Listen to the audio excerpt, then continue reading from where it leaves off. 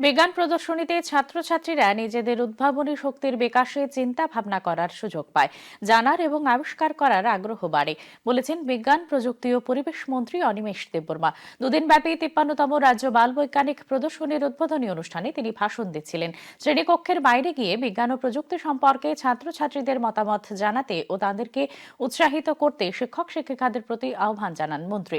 রাজধানীর রমাকান্ত ইংরেজি মাধ্যম বিদ্যালয় প্রাঙ্গণে আয়োজিত এই প্রদর্শনীতে রাজ্যের ৮ জেলা থেকে ৪০টি বিজ্ঞান বিষয়ক মডেল নিয়ে ৮০ জন ছাত্রছাত্রী অংশ নিয়েছে। অনুষ্ঠানে কনাদ নামে একটি স্মরণিকার আবরণ উন্মোচন করা হয়। রাজ্যস্তরীয় বাল বৈজ্ঞানিক প্রদর্শনীর এবারের থিম হল বিকশিত ভারত ও আত্মনির্ভর ভারত।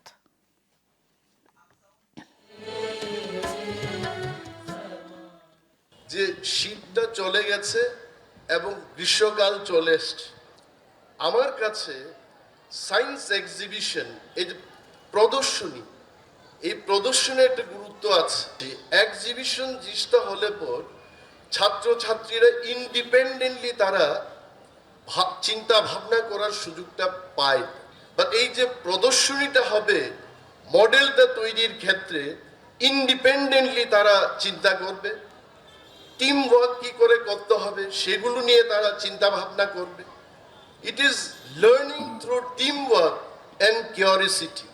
এই যে জানার যে একটা আগ্রহ, আবিষ্কার করার যে একটা আগ্রহ, এই আগ্রহটা কিন্তু প্রকাশ করার একটা সুযোগ এই ধরনের এক্সিবিশনেই হয়ে থাকে।